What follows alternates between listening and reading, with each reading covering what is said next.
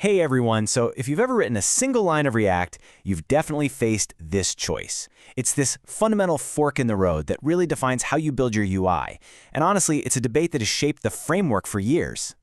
And there it is, the big question. You've seen it in tutorials, you've heard it in tech talks. Class or function? For the longest time, the answer was always, well, it depends. But, as we're about to see, the evolution of React itself has given us a very, very clear winner. All right, let's rewind the clock a bit. When React first came out, the answer was pretty simple. If your component needed its own internal data, what we all call state, or really any kind of complex logic, you had to use a class. They were the original blueprint, the only way to build anything truly interactive. Now, the real power of class components came from this special feature, lifecycle methods. You can think of these as built-in triggers. You could run specific code at the exact moment a component first appeared, using something like component did mount, or every single time it updated with component did update. This gave you incredibly fine-grained control for managing stuff like API calls or subscriptions. But, all that power came with a price. Class components were just verbose. They required a lot of setup code, what we developers called boilerplate. And then there was the infamous this keyword. In JavaScript classes, the meaning of this can change depending on how a function is called, which, let me tell you, led to a ton of bugs that tripped up even seasoned developers. It worked, sure, but it was often pretty clunky. All of that complexity is what led the community to search for a simpler way. And that search brought us to functional components. The idea was just beautiful in its simplicity. A component could just be a JavaScript function. It takes in some data, it returns some UI. That's it.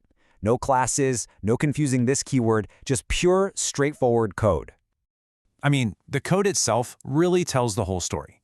A functional component can be this simple. Literally, just a function that returns what the UI should look like.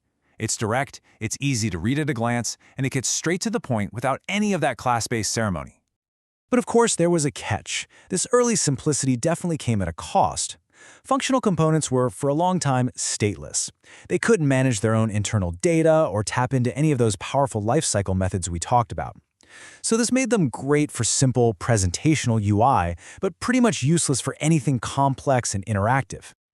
And then, everything changed.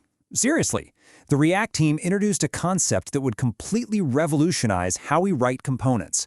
They introduced hooks. This was the moment that functional components finally grew up. This brought in a whole new paradigm. Instead of those lifecycle methods, functional components got hooks. So, what are they? Hooks are basically special functions, like useState or useEffect, that let you hook into React's core features.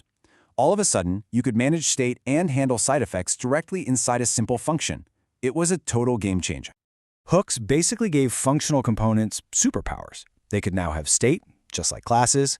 They had elegant, much simpler replacements for all those old lifecycle methods. And maybe most importantly, hooks made it incredibly easy to create reusable, stateful logic that you could share between components, a problem that was notoriously difficult and messy to solve with classes. So, after all that, where do we finally land? After this whole evolution from these complex classes to these superpowered functions, what is the final verdict in this matchup? The answer today is crystal clear, and it's become the industry standard. For any new development in React, functional components, powered by hooks, are the way to go. Their simplicity, their readability, and the sheer power that hooks provide make them the hands-down winner for modern web development. And look, this isn't just about chasing the latest shiny trend. This shift directly impacts your day-to-day work. It means you're going to write less code to do more. Your components are going to be way easier to read and debug.